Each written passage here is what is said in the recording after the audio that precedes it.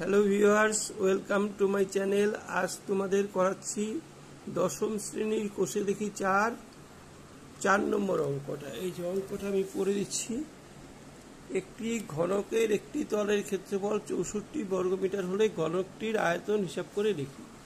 এবার একটি তলের ক্ষেত্রফলের সূত্রটা হচ্ছে, একটি তলের ক্ষেত্রফল লিখে নেবে, ঘনকের একটি তলের ক্ষেত্রফল সমান সমান 64 দেওয়া আছে। তাহলে a square equal to 64, a equal to 64কে ভাঙলে 8-এর স্কোয়ার হয়, কারণ 8-8 64, স্কোয়ার স্কোয়ার দিয়ে কেটে গেলে এ ইকুয়াল টু 8। তাহলে আয়তন সমান সমান, এটাও সূত্র, আয়তন সমান সমান এ কিউব। আর সূত্রগুলি তোমরা দেখবে, তোমাদের আগের ভিডিওতে আপলোড করা আছে, সূত্রগুলি দেখে নেবে। তাহলে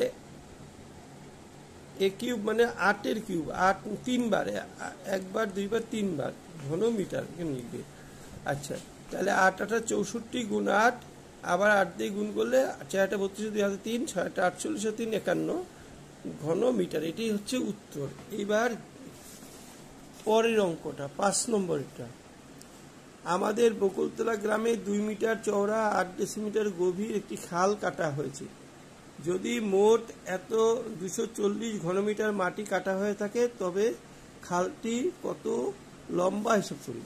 এইবার এটা হিসাব করতে গেলে যে মোট যতটা মাটি কাটা আছে সেটাকে বলা হয় আয়তন। তাহলে এবার আমরা এখানে মনে করি খালটির লম্বা এক্স, এই খালটির লম্বাটা দেওয়া নেই এক্স মিটার।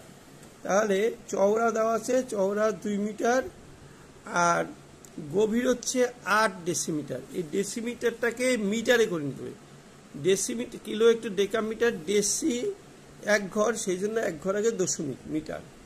তাহলে খালটির আয়তন সমান সমান দৈর্ঘ্য, এই যে লম্বা গুণ চওড়া গুণ গভীরতা, তাহলে এক্স গুণ 2 গুণ 0.8 ঘন মিটার।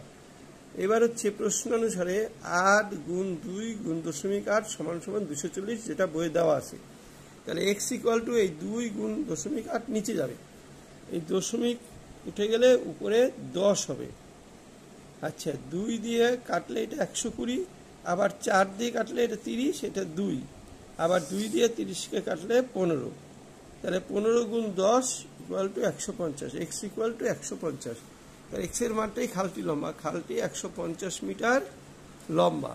যারা আমার চ্যানেলটা দেখছো, তারা চ্যানেলটা ভালো লাগলে সাবস্ক্রাইব করবে আর লাইক দেবে, বন্ধু বান্ধবের সঙ্গে শেয়ার করবে। আমি নিয়মিত ভিডিও আপলোড করতে থাকবো।